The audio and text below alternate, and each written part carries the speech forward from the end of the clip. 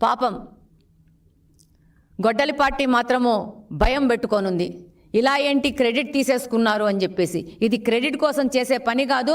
మొన్న మన పార్లమెంట్లో మహిళల కోసం, మహిళా రిజర్వేషన్ కోసం బిల్లు పెడితే అది వీగిపోయింది. దాదాపు దేవగౌడ కాడి నుంచి మళ్ళా వాజ్పేయి గారి కాడి నుంచి ఎప్పుడు మహిళా బిల్లు పెట్టినా కూడా తెలుగుదేశం పార్టీ ఏ విధమైన కండిషన్ లేకోకుండా మహిళా యొక్క రిజర్వేషన్ని బలపరుస్తూనే ఉంది. నిన్న కూడా వీగిపోయింది. ఇలాంటి పరిస్థితి నుంచి మహిళలని బయటకు తీసుకురావడం కోసము ఒక రాజకీయ పార్టీ యొక్క హోదాలో మా పార్టీ 33% రిజర్వేషన్ మహిళలు కల్పించబోతా ఉంది అని చెప్పేసి బహిరంగ ప్రకటన చేస్తూ భారతదేశంలో ఉన్న ప్రతి ఒక్క రాజకీయ పార్టీ ఈ యొక్క 33% రిజర్వేషన్ను అమలు పరిచే విధంగా ఒక మొదటి అడుగు అనేది తెలుగుదేశం పార్టీ తీసుకుంది. ఈ మహిళా రిజర్వేషన్ను చారిత్రాత్మకంగా చేస్తూ ప్రతి ఒక్క రాజకీయ పార్టీ భారతదేశంలో మహిళా రిజర్వేషన్ ఫాలో చేయాల్సిందే. రేపు 2029 ఎలక్షన్లో అది చట్టమైనా కాకున్నా కూడా మహిళలకు 33% రాజకీయ రిజర్వేషన్ కల్పించబడుతోంది. కల్పించాల్సిన పరిస్థితి, గడ్డు పరిస్థితి అన్ని రాజకీయ పార్టీకి మన తెలుగుదేశం పార్టీ ఇక్కడ ఆంధ్రప్రదేశ్ నుంచి వాళ్ళకి దిశానిర్దేశం చేసిందని ఈ సందర్భంగా తెలియజేసుకుంటా ఉన్నాను. ఈరోజు చూస్తే మొన్న పార్లమెంట్లో ఈ బిల్లు పెడితే మమ్మల్ని అందరినీ ఆంధ్రప్రదేశ్ నుంచి దాదాపు 20 మంది సభ్యులం మేము గెలిస్తే మమ్మల్ని అందరినీ పంపించింది పార్లమెంటుకి సపోర్టు. తెలుగుదేశం పార్టీ మహిళా బిల్లుకు సపోర్ట్ చేస్తూ ఉంది అని చెప్పేసి. దురదృష్టవశాత్తు భారతదేశంలో ఉన్న కొన్ని పార్టీల వల్ల ఈ యొక్క బిల్లు వీగిపోవడము, ఎంతోమంది మహిళలు దీని మీద డిసప్పాయింట్ అవ్వడం చూసి మా నాయకులు చంద్రబాబు నాయుడు గారు ఈ యొక్క మహానాడు వేదికను ఇది ఒక మెసేజ్ ఇచ్చే విధంగా తీసుకుపోతూ ఉంటారు. గొడ్డల పార్టీలోని నాయకులు ఈరోజు వాళ్ళు ఎగ్జిస్టింగ్ క్రైసిస్లో ఉన్నారు. దాంతో వాళ్ళు ప్రతి ఒక్క విషయాన్ని ఈరోజు ఒక క్రిటిసిజం చేస్తూ, విమర్శిస్తూ, దాంట్లో కూడా లోటుపాట్లు వెతుకుతూ మాట్లాడుతూ ఉన్నారు. ప్రజలు ఇదంతా గమనిస్తూ ఉన్నారు. ప్రజలు తప్పకుండా వాళ్ళకి ఏ రోజు సమాధానం చెప్తారో ఆ రోజు సమాధానం చెప్తుంది. ఈరోజు 11 పోయేసి అది 1 అయ్యే పరిస్థితి కూడా భవిష్యత్తులో ఉంటుందని ఈ సందర్భంగా తెలియజేసుకుంటున్నాను. ఈరోజు మీరు ముఖ్యంగా గమనిస్తే మహిళలు యొక్క పార్టిసిపేషన్ భారతదేశంలో ఎంతగా ఉందంటే మన యొక్క జీడిపి 18%గా మహిళల యొక్క జీడిపి చూపిస్తూ ఉన్నారు. మన మహిళల ఎంతమంది ఉన్నారంటే జనాభాలో దాదాపు 50% వరకు మహిళా జనాభా ఉంది. కానీ జీడిపి 18% చూపిస్తున్నారు. దీనికి కారణము అన్ఆర్గనైజ్డ్ సెక్టార్లో మహిళలు పనిచేయడము, కుటుంబ పరమైన వ్యవసాయం కానీ, అగ్రికల్చర్ సెక్టార్లో కానీ, అలాగనే పాడి పరిశ్రమలో కానీ, కుటుంబ వ్యాపారాల్లో కానీ, అలాగనే అన్పెయిడ్ రంగాలలో మహిళలు చేసే యొక్క పనికి పేమెంట్ కూడా లేని పరిస్థితిలో మన భారతదేశంలో మహిళలు పనిచేస్తూ ఉన్నారు. ఇదంతా మనం క్యాలిక్యులేట్ చేస్తే దాదాపు ఈ పార్టిసిపేషన్ అనేది 90% దాటే పరిస్థితి ఉంది. మన జీడిపి కూడా దాదాపు 30%కి పెరిగే అవకాశం ఉంది. ఇలాంటి పరిస్థితి నుంచి మహిళలను గుర్తించాల్సిన అవసరం ఉంది. ఈరోజు మీరు ముఖ్యంగా గమనిస్తే female labour force work participation ratio అనేది జస్ట్ 40 to 45% తీసుకొని వస్తున్నారు.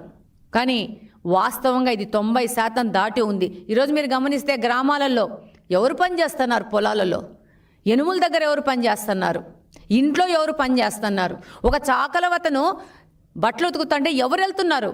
ఇంట్లో మగవాళ్ళ కంటే ఆడోళ్ళు, పిల్లోళ్ళు వెళ్ళేసి చాకలి పని చేస్తున్నారు. ఇస్త్రీ చేస్తూ ఉంటే ఇస్త్రీ దగ్గర వాళ్ళే ఉంటున్నారు. ఇంట్లో పనుల్లో వాళ్ళే ఉన్నారు. రైతు బజార్కి వెళ్ళండి.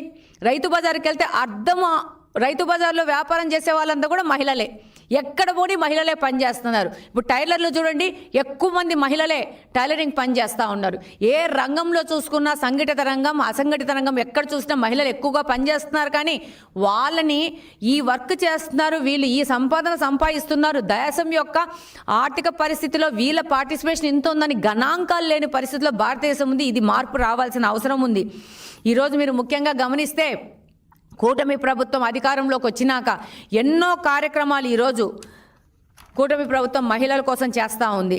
ఈరోజు 12 లక్షల డ్వాక్రా గ్రూపులను బలోపేతం చేసి ఆర్థికంగా మహిళల యొక్క భరోసా కల్పిస్తూ ఉంది.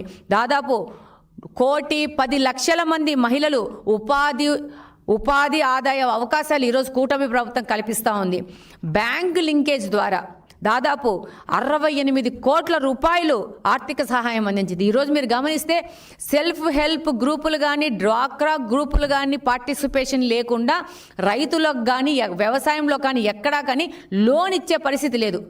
ఎందుకు మహిళల ద్వారా ఇస్తున్నారు? ఈ యొక్క డ్వాక్రా మహిళల ద్వారా ఎందుకు ఇస్తున్నారంటే మహిళలు ఆర్థికంగా డిసిప్లిన్ ఉన్నవాళ్ళు, వాళ్ళ ద్వారా చేస్తే డిఫాల్టర్స్ తక్కువ అవుతారని చెప్పేసి ఈరోజు ప్రభుత్వము మహిళల త్రూ ప్రతి ఒక్కటి వస్తుంది. ఇప్పుడు స్ట్రీట్ వెండర్స్ ఉంటారు, వాళ్ళు లోన్ తీసుకోవాలంటే సెల్ఫ్ హెల్ప్ గ్రూప్స్ ద్వారానే తీసుకోవాలా, వాళ్ళ ద్వారానే తీసుకోవాలా. ఈరోజు ఎందుకు ఇవి ఇస్తున్నారు అని అంటే ప్రతి ఒక్క సమాజంలో మార్పులు తీసుకురావడానికి. ఇప్పుడు కాల్ మనీ అని చెప్పేసి 10 రూపాయలకి 20 రూపాయలకు వడ్డీ ఇస్తూ ఎంతోమంది పేదవాళ్ళ యొక్క ప్రాణాలు తీసుకునే విధంగా చేసే దళారీలు చాలామంది ఉన్నారు.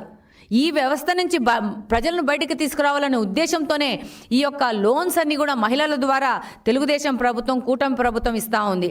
ఎంటర్‌ప్రెన్యూర్గా ఏదైనా పరిశ్రమలు పెట్టుకోవాలంటే మహిళలకు ప్రత్యేక సబ్సిడీ ఇస్తూ వాళ్ళకు లోన్లు ఇస్తూ ముందుకెళ్తూ ఉంది.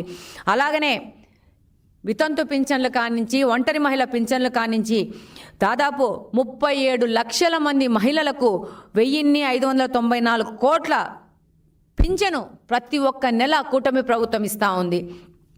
అలాగనే స్త్రీ శక్తి పథకం ద్వారా మహిళలకి ఉచిత బస్సు ప్రయాణాన్ని తెలుగుదేశం ప్రభుత్వం కూటమి ప్రభుత్వం ఏ విధంగా మాట ఇచ్చిందో ఎలక్షన్లో ఆ మాట నిలబెట్టుకుంటూ ముందుకెళ్లారు. నేను ఒకటే, చాలామంది దీన్ని విమర్శించినారు, ఫ్రీ బస్సులు ఇస్తే ఏమొస్తుంది, ఈ బస్సులలో మహిళలకు లేదని. నేను ఈరోజు చెప్తాను, కడప నియోజకవర్గం నుంచి నేను ఎమ్మెల్యేగా ప్రాతినిధ్యం వహిస్తున్నాను. ఎంతోమంది మహిళలు నేను మాట్లాడుతూ ఉన్నాను, అమ్మ నీకు ఈ పథకం ఎలా ఉపయోగపడుతుందని. మొన్న నేను 4 రోజుల క్రితమే ఒక నర్సుని అడిగాను, అక్క నేను ఎక్కడ జమాల్పల్లిలో ఉంటాను, నేను అక్కడి నుంచి ఇక్కడికి నాకు రోజుకి 20 రూపాయలు రావడానికి 20 రూపాయలు పోవడానికి ఖర్చు అవుతుందండి. మినిమం ఒక 50 రూపాయలు ఖర్చు అవుతుంది అమ్మాయికి. ఈరోజు 50 రూపాయలు ఇంటూ ఈ నెల రోజులు క్యాలిక్యులేట్ చేస్తే ఆ పాపకి 1500 రూపాయలు ఆ పాప ఇచ్చే 11,000 12,000 జీతంలో మిగిలించుకుంటా ఉంది. ఇదిన్ని ఇన్విజిబుల్ సహాయము చేస్తూ ఉన్నారు మహిళలకి. అసలు మహిళలకు ఇచ్చిన ఈ ఉచిత బస్సు పథకాన్ని విమర్శించిన వాళ్ళకి రేపు రాజకీయ భవిష్యత్తు లేకుండా ఈ మహిళలందరూ చేయాలని నేను కోరుకుంటా ఉన్నాను.